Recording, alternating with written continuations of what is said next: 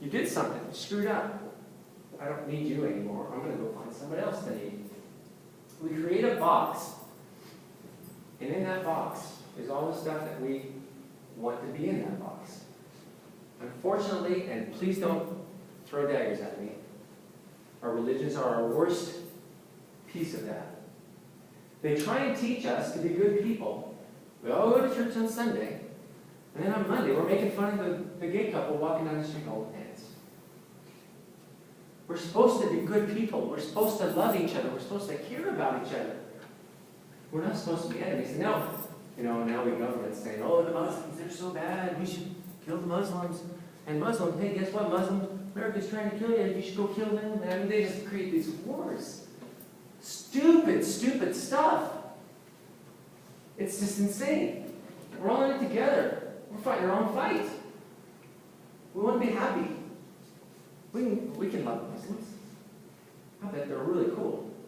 I don't know any. So I bet they're really cool. And if they knew us, they'd love us too. But we have to figure out how to love each other. It's so, so important. I had a neighbor that this couple, me and my spouse would go over there all the time, drink wine all the time. Love wine. Love wine then. Love wine now. Same thing. What's up? I don't get it. I would bleed then. Blood. That blood. I bleed now. Same blood. I don't get it. They said, we just love having you over here. We love you. Have some more wine. I'd say, okay. Drinking. They're great people for that. They needed me to be that person. As soon as I told them, and I was so sad to have to go tell them that I was going to divorce and have to move out of the house next door to them, that we were next door to them for 16 years. And they didn't understand, because I said, me and Kim are going to split up. Oh no. And we have to sell the house. Oh no. And we're moving. Oh no. I mean, it was the last thing they expected from us. We were the couple that everybody else wanted to be like. We never fought. We had friends. This couple in particular. We'd go to their house and have that wine. They would sit there and make fun of each other. I would always think to myself, wow, these people love each other? I said, I call bullshit now. They hurt each other with their words all the time. And I would go, what is this? Next day, they're, back together, smiling with each other. Come on over, have some wine. Okay, I never turned down.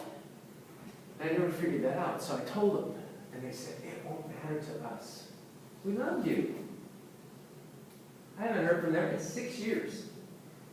What? No, it's got to be 8 years by now. Oh, at the time, it was just going crazy. It's going so fast, I can't believe it. But they said, it won't matter to us. It matters. They did not want to be around me. They needed me to be that person that they saw, instead of this person who's happy. What's really strange about this transgender thing? It's the weirdest thing.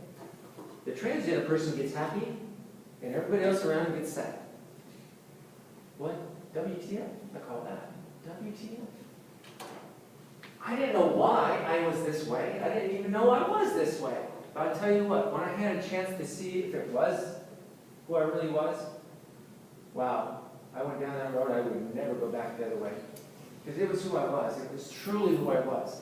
There was a smile going around my head all the time. People could see the difference in me.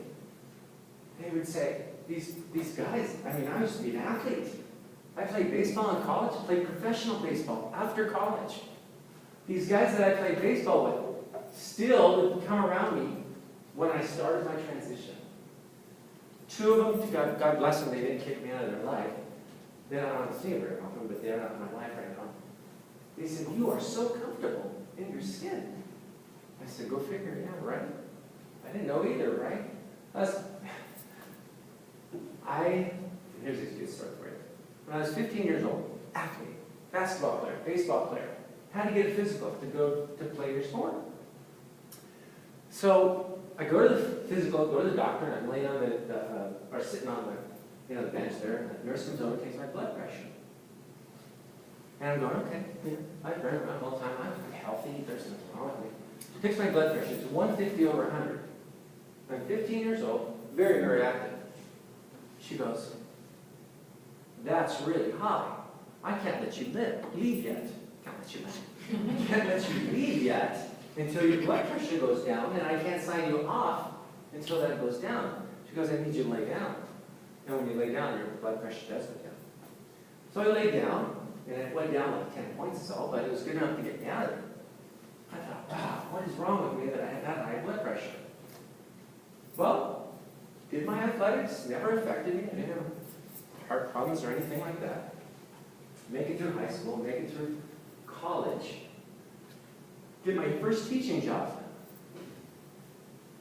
They have a blood pressure person there one day. Why don't you get your blood pressure taken? Okay, I'm kind of curious what it is. I get my blood pressure taken. 150 over 100. I'm still active. I'm still doing sports. I'm still doing stuff. But still 150 over 100. I think, well, what in the hell is wrong with me? And back then, I still didn't even know what was going on with me. I had this thought that I'm different, that if people ever find out, I'm screwed. Because I did know that. I did know that when people are going to find out, they're going to run. So I got to keep this secret as tight as I can. If they ever see me even walking down the street with a little wiggle, they might suspect something, and I don't want that. But you know how that thing happens. So,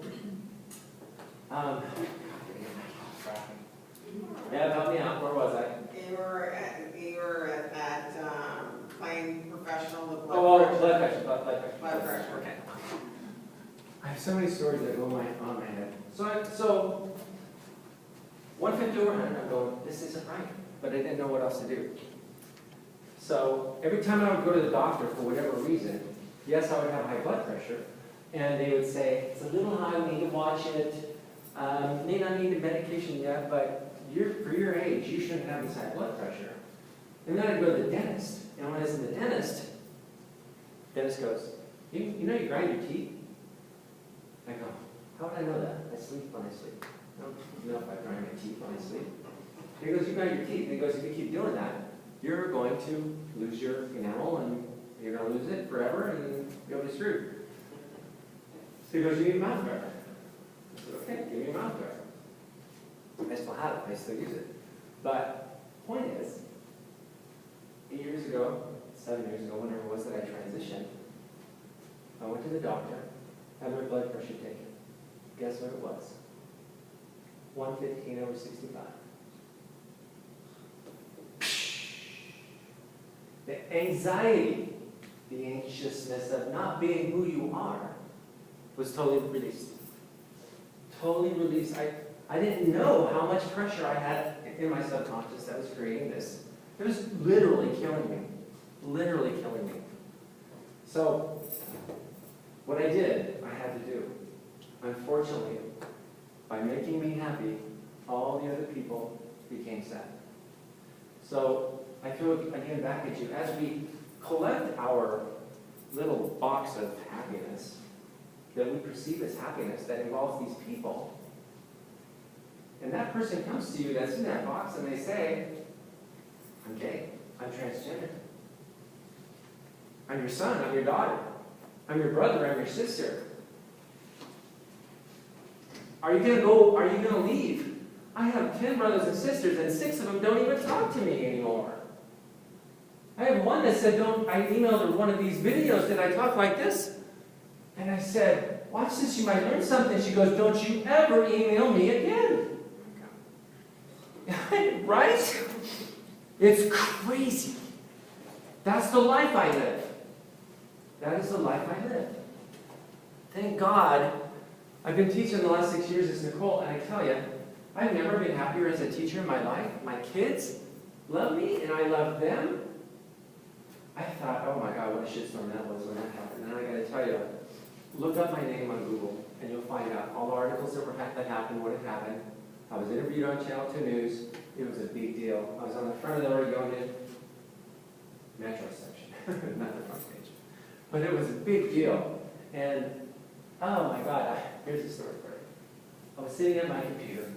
This is a week before school is supposed to start. This is in 2009. So it's August 24th or something. And I get a phone call. And I got a phone call from a friend that Deb knows too.